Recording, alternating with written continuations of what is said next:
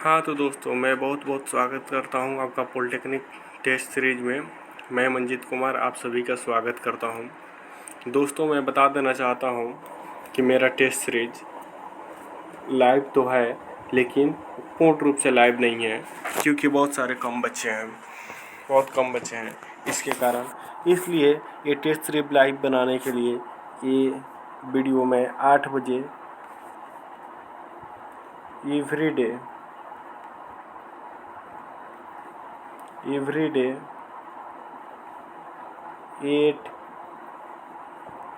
PM मतलब प्रतिदिन 8 बजे मैं ये वीडियो अपलोड करूँगा।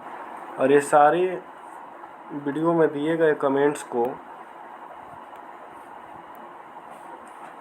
वीडियो बन जाने के बाद, अपलोड होने के बाद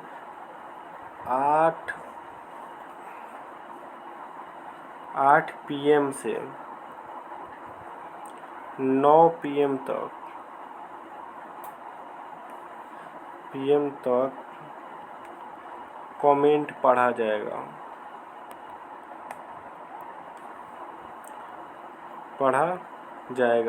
और उसका रिप्लाई भी दिया जाएगा। अतः आपको जो भी डाउट हो आप पूरा वीडियो देखें। ये 30 फिजिक्स का क्वेश्चन है और 30 केमिस्ट्री का क्वेश्चन है। इसके बाद एवरीडे ये टेस्ट चलता है 8 से 9 एवरीडे। आप लोग आकर अपने कमेंट्स साझा कर सकते हैं और कमेंट में आपको रिप्लाई भी दिया जाएगा। आपको जो दिखते हैं वो आप मुझे बता सकते हैं। तो चलिए मैं बढ़ता हूँ, ज़्यादा वीडियो लॉन्ग ना हो जाए, इसलिए मैं ज़्यादा समय नहीं लेना चाहता हूँ। तो यदि वीडियो आपको अच्छा लगे तो आप मेरे चैनल को लाइक कीजिएगा, सब्सक्राइब कीजिएगा और मेरे वीडियो को लाइक ज़रूर कीजिएगा, और अच्छा लगे तो अपने दोस्तों में ज़रूर शेयर कीजिएगा। मैं इसका लिंक डिस्क्रिप्शन में डाल देता हूँ, यदि आप चाहें तो इस वीडियो का लिंक भी कहीं शेयर कर सकते हैं। तो चलिए, पहला क्वेश्चन कह रहा है कि निम्नलिखित में से कौन सी राशि सदिश नहीं है। सदिश नहीं है का मतलब, देखिए मैं एक तरीका बताता हूँ सदिश राशि पहचानने का। ये जो वेग जो है, ये वेग जितना में रहेगा ये सारे सदिश हैं। जैसे संवेग, आवेग,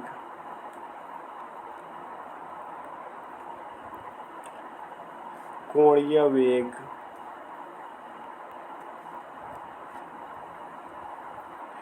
ये वेग जितना में ये वेग रहेगा वो सारे राशियाँ सदिश होती है। लेकिन आपको पता होना चाहिए कि विस्थापन भी एक सदिश राशि है, वेग तो है ही, और बल भी एक सदिश राशि है। तो ये क्वेश्चन कह रहा है कि कौन सी राशियाँ सदिश नहीं है। तो ये हो जाएगा आयतन एक ऐसी राशि है जो सदिश नहीं है, ना कि इसका दिशा इसका परिणाम तो निश्चित रहता है, लेकिन दिशा निश्चित नहीं रहता है। चलिए हम बढ़ते हैं अगले क्वेश्चन की ओर। क्वेश्चन नंबर 2, निम्नलिखित में से कौन एक सदिश राशि नहीं है। पहला क्वेश्चन आप देखिए, कह रहा है कि निम्नलिखित में से कौन एक सदिश राशि नहीं है। दूसरा क्वेश्चन भी सेम हो गया, निम्नलिखित में से कौन एक सदिश राशि नहीं है। तो हम आपको बताए थे कि सदिश राशि वो सारे हैं जिसमें अंतिम में वेग हो। तो संवेग, वेग, कोणीय वेग, ये तीनों सदिश हैं। लेकिन द्रव्यमान ये द्रव्यमान है, ये सदिश राशि नहीं है, इसलिए सही आंसर द्रव्यमान हो जाएगा। चलिए बढ़ते हैं क्वेश्चन नंबर 3 की ओर। ये रहा क्वेश्चन नंबर 3। कह रहा है त्वरण ज्ञात करने का सही सूत्र कौन सा है। A बराबर U माइनस V/T, A बराबर U प्लस VT, A बराबर U plus V plus U/T, ए और डी नंबर क्वेश्चन ऑप्शन दे रहा है कि V प्लस U/2। तो देखिए, त्वरण निकालने का जो सही सूत्र होता है वो A बराबर U माइनस V/T, ये त्वरण निकालने का सही सूत्र है। चलिए बढ़ते हैं अगले क्वेश्चन की ओर। क्वेश्चन नंबर 4 कह रहा है कि 1 किलो कैलोरी ऊष्मा का मान होता है। जैसे कि आप देख सकते हैं 1 किलो कैलोरी ऊष्मा का मान होता है। इसका ऑप्शन 4 दिया गया है 1.2 जूल, 1.2 गुना 10 के पावर 2 जूल, 1.2 गुना 10 के पावर 3 जूल, 1.2 गुना 10 के पावर 4 जूल। ये तो नहीं होगा, ये भी नहीं होगा, ये भी नहीं होगा। आपका सही आंसर जाता है 1.2 गुना 10 के पावर 3 जूल। चलिए क्वेश्चन नंबर 5 नंबर क्वेश्चन आपका कहता है इनमें से कौन ऊष्मा का मात्रक नहीं है। ऊष्मा का मात्रक कौन नहीं है, बहुत ही इजी क्वेश्चन है। तो हमेशा ये सारे बच्चों को पता होगा यदि आप पॉलिटेक्निक की तैयारी अच्छे से कर रहे हैं। तो ये कैलोरी जो है ये नहीं है, किलो कैलोरी भी नहीं है, जूल भी नहीं है। ऊष्मा का जो मात्रक है वो डेसी सेल्सियस है। ऊष्मा का सही मात्रक डेसी सेल्सियस है। बढ़ते हैं अगले क्वेश्चन की ओर। ये रहा हमारा 6 नंबर क्वेश्चन। कह रहा है कि ताप का एसआई मात्रक क्या होता है। यदि आप पढ़े होंगे तो आपको पता होना चाहिए कि ताप का एसआई मात्रक केल्विन होता है। ये सारे बच्चे, लगभग सारे बच्चे जानते हैं कि ताप का एसआई मात्रक केल्विन होता है। चलिए अगले क्वेश्चन की ओर बढ़ते हैं। क्वेश्चन नंबर 7 कह रहा है किसी मनुष्य के शरीर का सामान्य तापमान होता है। किसी भी मनुष्य के शरीर का सामान्य तापमान, जैसे थर्मामीटर होता है जिससे बुखार नापा जाता है। तो डॉक्टर को यदि आपको 97 डिग्री से 98 डिग्री के बीच यदि हो तो भी कोई ज़्यादा दिक्कत नहीं है। लेकिन वास्तव में मनुष्य का जो सामान्य तापमान है वो तो 98 डिग्री ही होता है, 98 डिग्री फ़ारेनहाइट, ना कि सेल्सियस। सेल्सियस बिल्कुल नहीं होगा। सेल्सियस 38 डिग्री होता है, 38 degree Celsius. Fahrenheit 68 degree Celsius, 68 degree Fahrenheit नहीं होगा, 66 डिग्री फ़ारेनहाइट नहीं होगा। सही आंसर होगा 98 डिग्री फ़ारेनहाइट। बढ़ते हैं अगले क्वेश्चन की ओर। ये रहा क्वेश्चन नंबर 8। क्वेश्चन नंबर 8 कह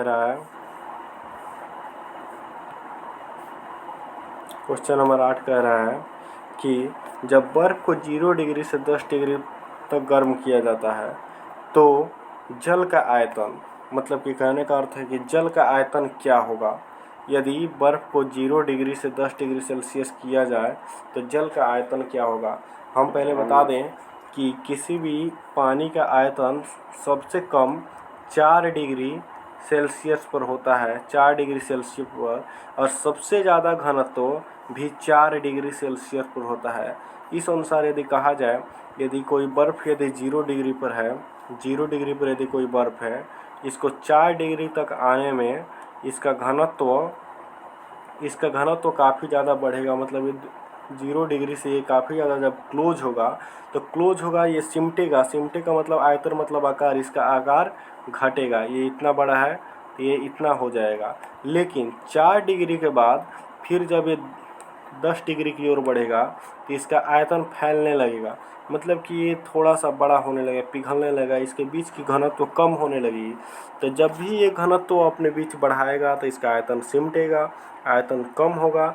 और जब भी ये आयतन 4 डिग्री से आगे जब जाएगा तो इसका आयतन बढ़ेगा।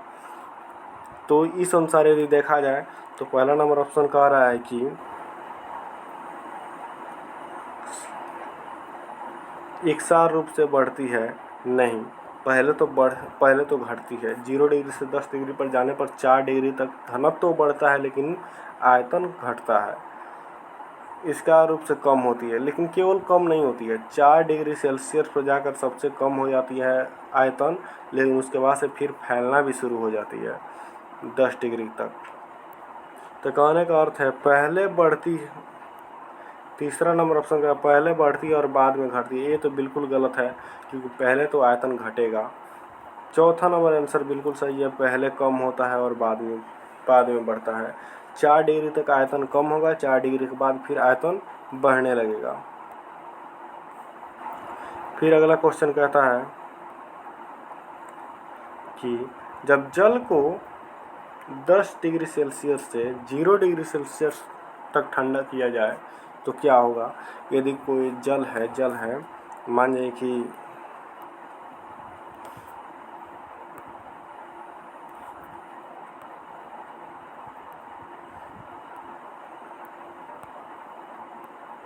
जल है, जल यदि 10 डिग्री सेल्सियस से, यदि कोई जल 10 डिग्री सेल्सियस पर है तो उसको 0 डिग्री सेल्सियस तक होने में एक बार 4 डिग्री सेल्सियस से गुजरना होगा, जो कि इसका घनत्व तो काफ़ी ज़्यादा यहाँ पर हो जाता है, तो इसका आयतन काफ़ी ज़्यादा सिमट जाता है। इस क्वेश्चन के जो पहले वाला क्वेश्चन था इसके जस्ट विपरीत ये क्वेश्चन है। वो 0 से 10 कर रहा था, ये 10 से 4 कर रहा है। तब भी देखिए पहले आयतन तो कम होगा। कह रहा है कि 10 डिग्री सेल्सियस तक ठंडा किया जाए तो क्या होगा, आयतन के बारे में या घनत्व के बारे में। तो घनत्व के बारे में होगा तो घनत्व तो सबसे ज़्यादा बढ़ेगा 4 डिग्री पर, उसके बाद से 0 डिग्री तक आते आते थोड़ा सा घनत्व घटेगा। और आयतन की बात कहा जाए तो आयतन तो 4 डिग्री तक सबसे पहले घटेगा, क्योंकि वो सिमटते सिमटते छोटा होगा। उसके बाद से फिर 4 डिग्री बाद से 10 डिग्री 0 डिग्री पर जब आएगा तो धीरे धीरे बढ़ना शुरू हो जाएगा। तो इस अनुसार से देखा जाए तो पहला नंबर ऑप्शन कह रहा है कि जल का आयतन 4 डिग्री तक तो कम रहेगा, फिर बढ़ेगा। देखिए यही बात हुई कि जल का जो आयतन था 10 डिग्री सेल्सियस था, ये 4 डिग्री सेल्सियस पर तो कह रहा है कि 4 डिग्री सेल्सियस तक कम होगा, तो बात सही है, कम होगा, फिर उसके बाद से बढ़ेगा। यही हमारा सही आंसर है, पहला नंबर। फिर बढ़ते हैं अगले क्वेश्चन की ओर। अगला क्वेश्चन कह रहा है, बहुत ही महत्वपूर्ण क्वेश्चन है ये हम रिवाइज कर चुके हैं कि लगभग 1998 से लेकर 2090 तक, 1998 से लेकर 2019 तक ये क्वेश्चन जो है ये 7 बार एग्ज़ाम में पूछ चुका है, 7 बार। ये जो बहुत ही वीवीआई क्वेश्चन है ये हम आपको बता दे रहे हैं कि एक लड़की झूले पर बैठी स्थिति में है, एक लड़की झूले पर बैठी स्थिति में झूला झूल रही है। उस लड़की, ये क्वेश्चन थोड़ा सा कट जा रहा है, कह रहा है कि एक लड़की एक झूले पर स्थित स्थिति में झूला झूल रही है। उस लड़की के उतर जाने पर आयतन का दोलन का आवर्त काल पर क्या प्रभाव पड़ेगा। यदि देखिए दोलन काल जो भी होता है, जैसे कि एक रस्सी हो गया और इधर से एक रस्सी हो गया, यहाँ पर एक ये बैठने वाला चीज़ है और इस पर एक लड़की बैठी हुई है, तो इसका वज़न जो है वो काफ़ी ज़्यादा है। तो ज़्यादा वज़न के साथ दोलन काफ़ी दूर तक ऐसे बैठ जाएगा और फिर इधर आगे आएगा, ऐसे बैठ जाएगा फिर इधर आगे आएगा। लेकिन यदि वहीं लड़की उतर जाती है तो दोलन थोड़ा आगे थोड़ा पीछे, थोड़ा आगे थोड़ा पीछे, अपने से थोड़ा थोड़ा जाएगा। तो इसका मतलब है लड़की को उतर जाने से दोलन का कम हो जाएगा। यदि वही क्वेश्चन कहता कि यदि उस जो दोलन है, जो झूला है, ये जो झूला है इस पर एक लड़की ऑलरेडी बैठी हुई है और यदि एक और लड़की आकर बैठ जाए तब क्या होगा। इस दोलन काल जो ये झूला आगे पीछे झूल रहा है ऐसे, इस पर क्या प्रभाव पड़ेगा।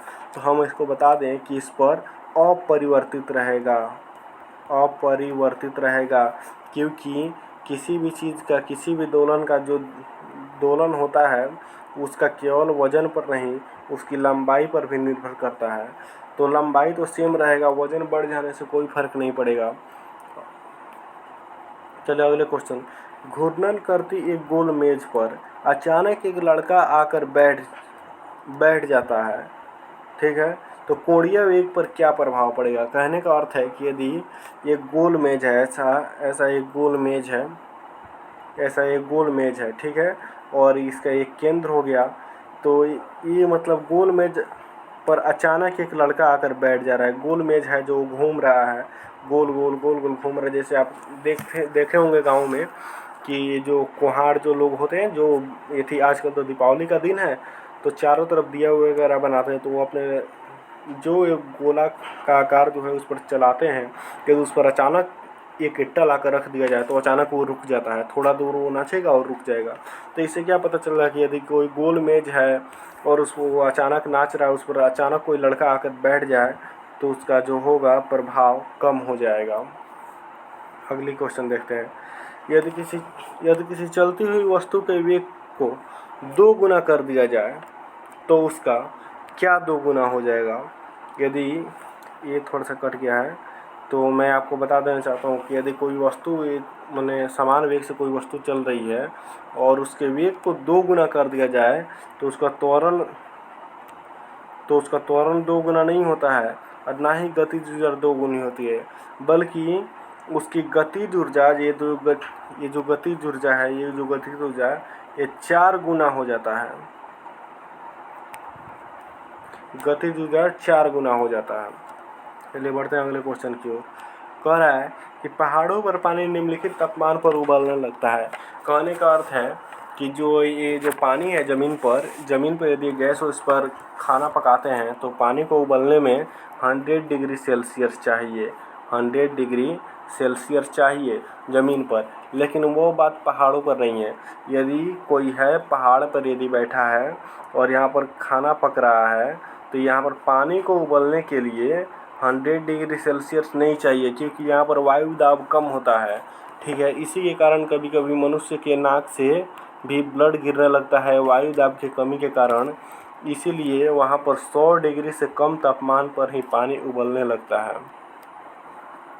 चलिए अगला क्वेश्चन कह रहा है कि ध्वनि तरंगे की प्रवृत्ति होती है। कह रहा है ये क्वेश्चन कि ध्वनि तरंगे की प्रवृत्ति होती है। ध्वनि तरंगे की प्रवृत्ति कैसी होती है, ये इसके कहने का अर्थ है।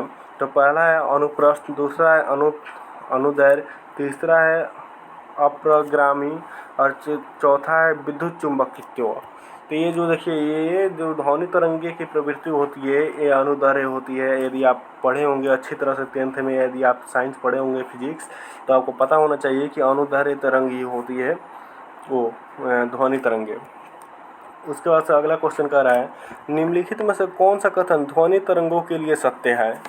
ये ध्वनि चैप्टर से ये है ये क्वेश्चन कि निम्नलिखित में से कौन सा कथन ध्वनि तरंगों के लिए सत्य है। पहला ऑप्शन है इनको ध्रुवित किया जा सकता है, ये निर्वात में चल सकती है। ठीक है, तीसरा है कि 0 डिग्री सेल्सियस पर चाल 320 मीटर पर सेकेंड होता है। चौथा है उपयुक्त सभी कथन। ये देखिए निम्नलिखित में कौन सा कथन ध्वनि तरंग के लिए सत्य है।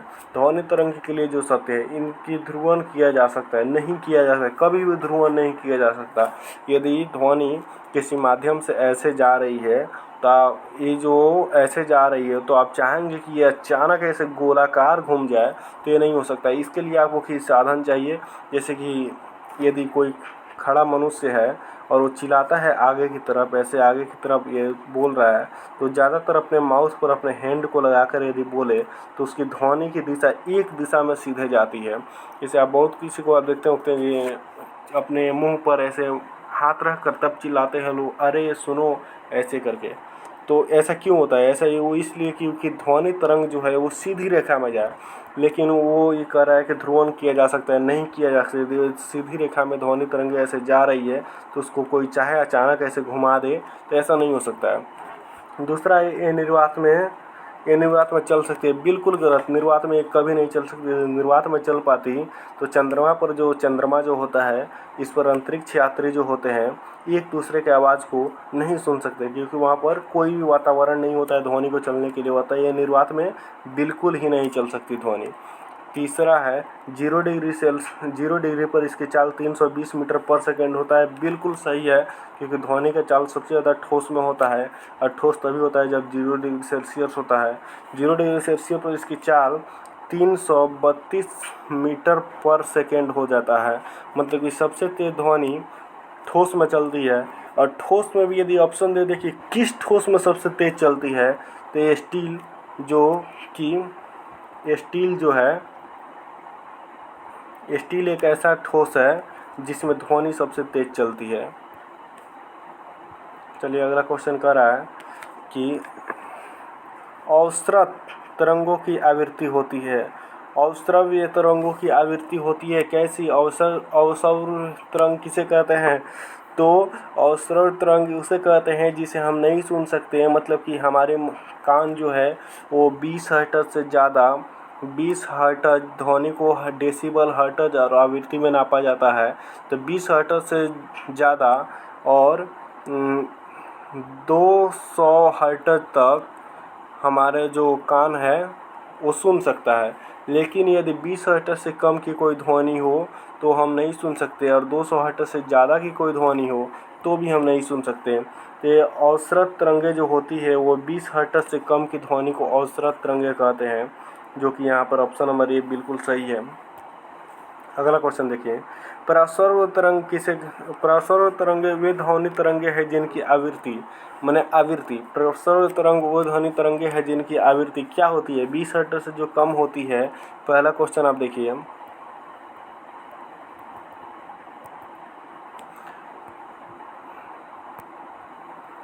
जो 20 हर्ट्ज से कम होती है अश्रव्य तरंग उसको को बोलते हैं।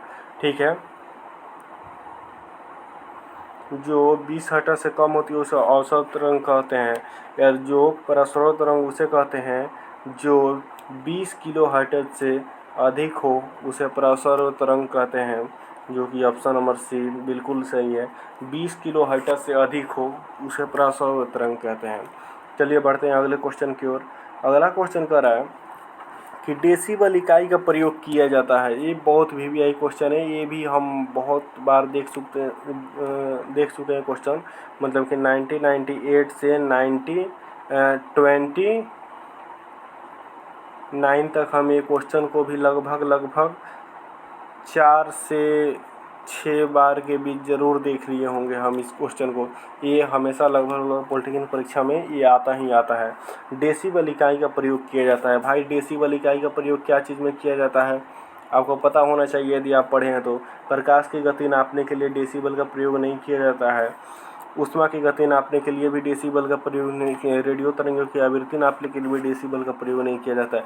डेसिबल का प्रयोग ध्वनि की तीव्रता नापने के लिए की जाती है कि ध्वनि कितनी तीव्र गति से, ध्वनि कितनी तीव्र गति से आगे की ओर बढ़ रही है, इसकी चाल क्या है, चाल क्या है, ध्वनि की चाल, इसी को डेसिबल की इकाई में नापा जाता है।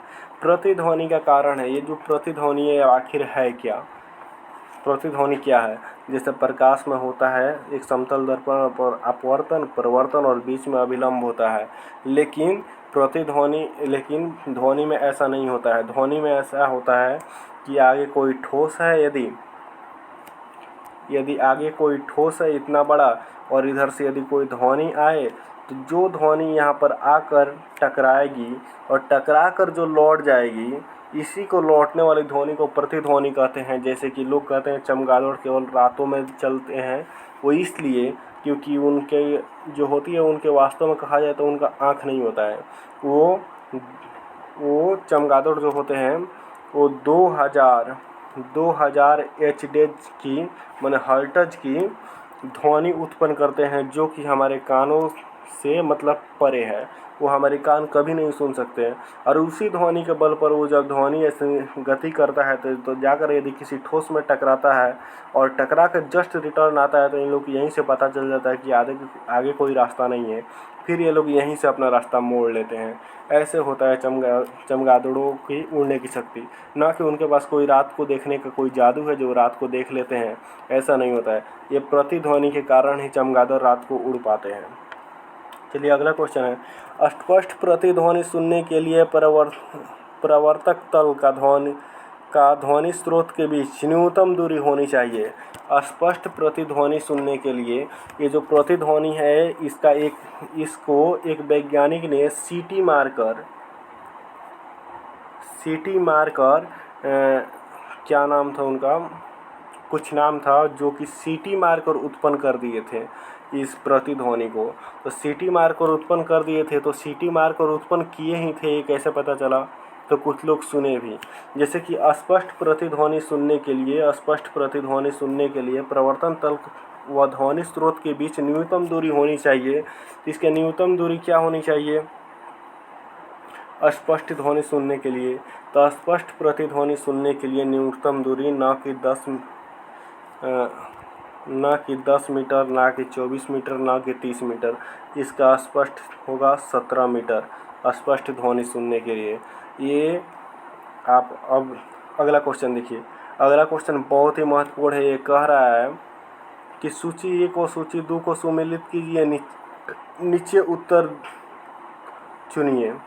ये देखिए एक कूट दिया है, कूट का मतलब है विद्युत बल्ब, विद्युत आवेश, विद्युत विभव और विद्युत धारिता। ये तो एक ही में 4 क्वेश्चन है। ये इधर एक 4 ऑप्शन भी दिया है, वोल्ट, न्यूटन, कूलॉम और फैराड। तो ये कह रहा है कि आपको सम्मिलित करना है विद्युत बल्ब किससे होगा। तो देखिए, जैसे कि हम आपको बता दें कि ये विद्युत बल्ब है, इसे न्यूटन मीटर पर स्क्वायर से नापा जाता है ऐसे इसको। तो ए का बी, तो आप देख सकते हैं इस कूट में कि ए का बी किसमें, एक का दो, एक इसमें है और एक इसमें है, माने एक बी में है एक डी में है। तो अब चलिए अगला देखते हैं। अगला कह रहा है कि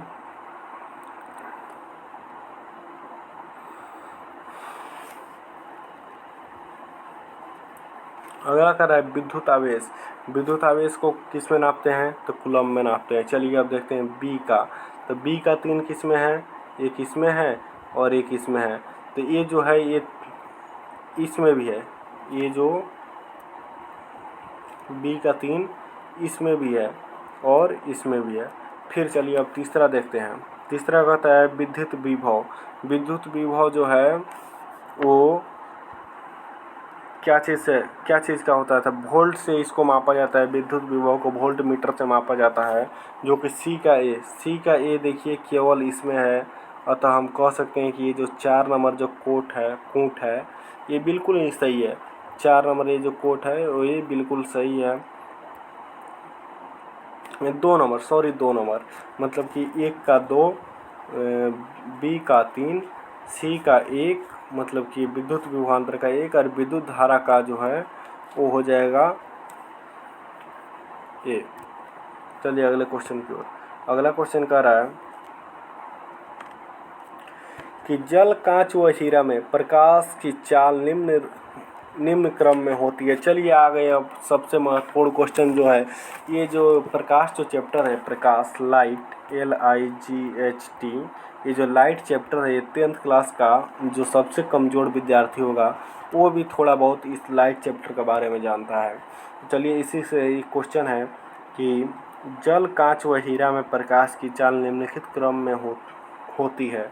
मतलब किस क्रम में होती है, मतलब सबसे ज़्यादा तेज़, मतलब जल, कांच और हीरा में सबसे तेज़ प्रकाश किस में चलता है, हीरा में? नहीं, हीरा सबसे कठोर धातु होता है, हीरा में कभी नहीं चल सकता। पहला तो ये गलती हो गया। दूसरा है यहाँ पर देखिए कांच में, तो कांच में चलता तो है, हीरा से थोड़ा तेज़ चलता है, लेकिन जल से तेज़ नहीं चलता। तो ये भी आंसर गलती हो गया। हीरा तो होगा ही नहीं, हीरा पहले ही छाड़ दिए हैं। उसके बाद से रह गया एक ये ऑप्शन। आप देख सकते हैं कि सबसे तेज़ प्रकाश जल में चलता है, इन तीनों में, जल के बाद कांच में और कांच के बाद हीरा में चलता है। ऐसे प्रकाश की गति होती है। चलिए अगला क्वेश्चन है, चंद्रमा से पृथ्वी तक आने में प्रकाश को लगभग कितना समय लगता है? सूर्य से पृथ्वी तक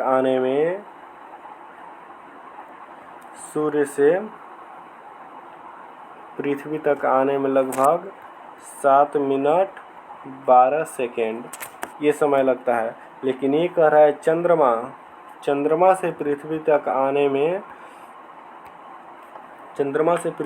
आने में प्रकाश का लगभग कितना समय लगता है? तो ये समय लगता है ना कि 8 मिनट, ना कि 8 सेकेंड, ना कि 100 सेकेंड।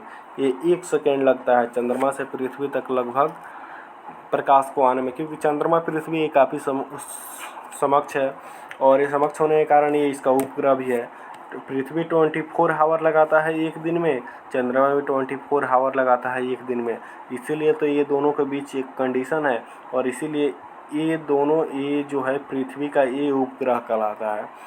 इसीलिए क्योंकि दोनों का गति जो है 24 हावर ही है और ये पृथ्वी काफ़ी समीप भी है।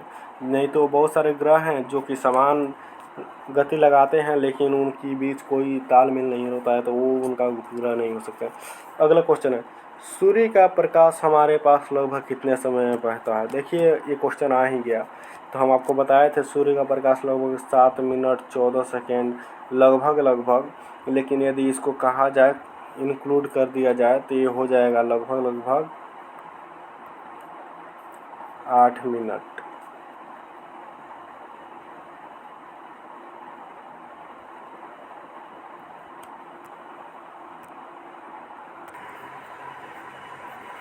हाँ, वो सॉरी, ये जो सूर्य का जो प्रकाश है वो हमारे मतलब पास लगभग कितने समय में पहुंचता है, तो ये लगभग 8 मिनट में पहुंचता है, ना कि 7 मिनट 12 सेकेंड।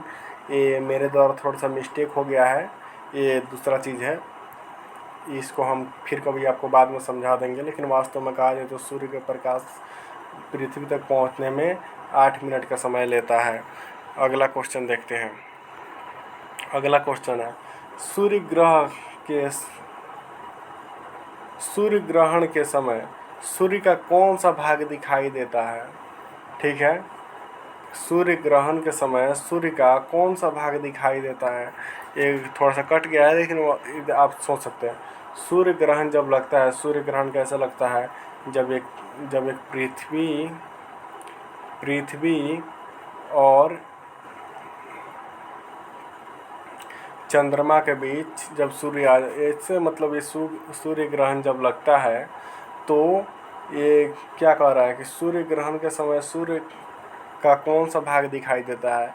तो ये कि वर्णमंडल ये जो है ये नहीं दिखाई देता है, प्रभामंडल भी नहीं दिखाई देता है, लेकिन किरीट ये जो किरीट जो है ये दिखाई देता है स्पष्ट रूप से। इसीलिए तो सूर्य ग्रहण लगता है। जैसे कि ये यहाँ पर पृथ्वी है, यहाँ पर चंद्रमा है, यहाँ पर सूर्य है, तो ये जो सूर्य है काफ़ी बड़ा है और इसके बीच ये चंद्रमा है। जब लाइट इधर से चलती है तो ऐसे चंद्रमा पर ऐसे आती है, ये चंद्रमा का छाया पृथ्वी पर पड़ता है, ऐसे पूरा करके पृथ्वी पर पड़ता है। लेकिन सूर्य चंद्रमा का साइड से जो किरण जाती है इसे पराबैंगनी किरण जो कहते हैं, यही किरण जो है किरीट जो है दिखाई देती है। अगला क्वेश्चन है, पूरी सूर्य ग्रहण का अधिकतम समय होता है। जो पूर्ण सूर्य ग्रहण जो होता है इसका अधिकतम समय कितना होता है? मतलब सबसे ज़्यादा कितने समय तक का सूर्य ग्रहण लग सकता है? अधिकतम समय, तो ये जो अधिकतम समय है ये 250 सेकेंड नहीं बल्कि 460 सेकेंड होता है। 460 सेकेंड को यदि आप 60 से डिवाइड कीजिएगा तो ये हो जाएगा लगभग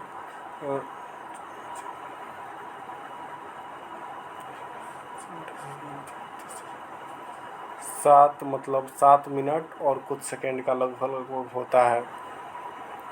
अगला क्वेश्चन की ओर देखेंगे, सूर्य ग्रहण तब होता है जब सूर्य ग्रहण कब होता है? सूर्य ग्रहण तब होता है जब चंद्रमा बीच में हो। मतलब कि सूर्य ग्रहण तभी हो सकता है जब चंद्रमा बीच में हो, मतलब कि सूर्य दिखाई ना दे तो सूर्य ग्रहण लग जाता है। जैसे कि ये पृथ्वी है, अभी आप लोगों को समझाएं, ये चंद्रमा है और ये सूर्य है। तो ये जो चंद्रमा है इसकी छाया पृथ्वी को घेर लेती है और ये सूर्य की छाया चंद्रमा पर पड़ता है। तब ये जब पृथ्वी से सूर्य हम नहीं देख पाते और ये चंद्रमा की छाया पृथ्वी पर पड़ता है, तभी सूर्य ग्रहण लगता है। तो इसी सूर्य ग्रहण कब लगता है? जब चंद्रमा बीच में आ जाए तो सूर्य ग्रहण लगता है। अगला क्वेश्चन है, किलोवाट घंटा किसकी इकाई है? बहुत वीवीआई क्वेश्चन है। किलोवाट घंटा किसकी इकाई है? विभवांतर का तो है नहीं, विद्युत शक्ति का है नहीं, विद्युत विभव का है नहीं, ये है विद्युत ऊर्जा का। किलोवाट घंटा विद्युत ऊर्जा को किस में नापा जाता है? किलोवाट घंटा में। अगला क्वेश्चन है, चुंबकीय क्षेत्र का मात्रक होता है। चुंबकीय क्षेत्र का जो मात्रक होता है, ये देखिए, ये आप अब सोचिएगा कि यहाँ पर गैस हो सकता है। बिल्कुल नहीं, गैस नहीं होता है। चुंबकीय क्षेत्र का मात्रक जो होता है वो वेबर होता है, वेबर। ठीक है, चुंबकीय क्षेत्र का मात्रक वेबर होता है और चुंबकीय फ्लक्स का मात्रक जो होता है वो टेस्ला होता है, टेस्ला।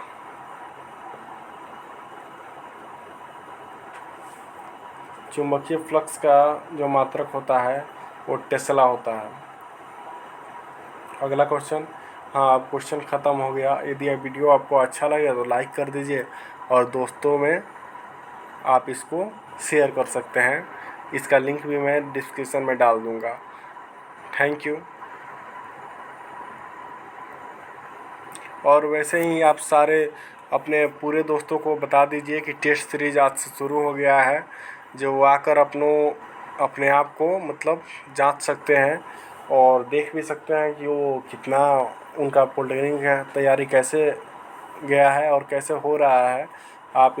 अभी तो ये शुरुआती दौर है, इसके आगे आगे और भी सारा क्वेश्चन आएगा। ये तो अभी पहला दिन है, 1 नवंबर का पहला दिन है।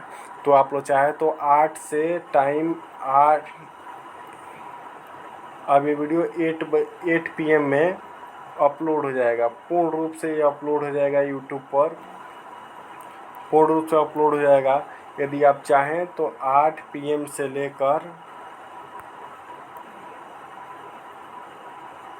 8 PM से लेकर 9 PM तक कमेंट में कुछ भी आप पूछ सकते हैं। जो भी आपको दिक्कत है वो आप पूछ सकते हैं, उसका सॉल्यूशन किया जाएगा। लेकिन हाँ, केवल 8 से 9 के बीच, तभी तो इस वीडियो को समझा जाएगा कि हाँ ये प्राइम लाइव है। PRIME live, LIVE। ये प्राइम लाइव का मतलब है कि वीडियो जाता है उसके बाद समय दिया जाता है, उसे प्राइम लाइव कहा जाता है। ये प्राइम लाइव है। धन्यवाद। वीडियो अच्छा लगे तो लाइक कर दीजिए और चैनल को सब्सक्राइब कर लीजिए। अभी एग्ज़ाम में कुछ दिन समय है, अपनी प्रिपरेशन करते रहिए और यहाँ पर टेस्ट देकर भी अपने आप को देखते रहिए कि आपकी तैयारी किस हद तक है। और जहाँ कमी है वहाँ तो हम बताएंगे ही।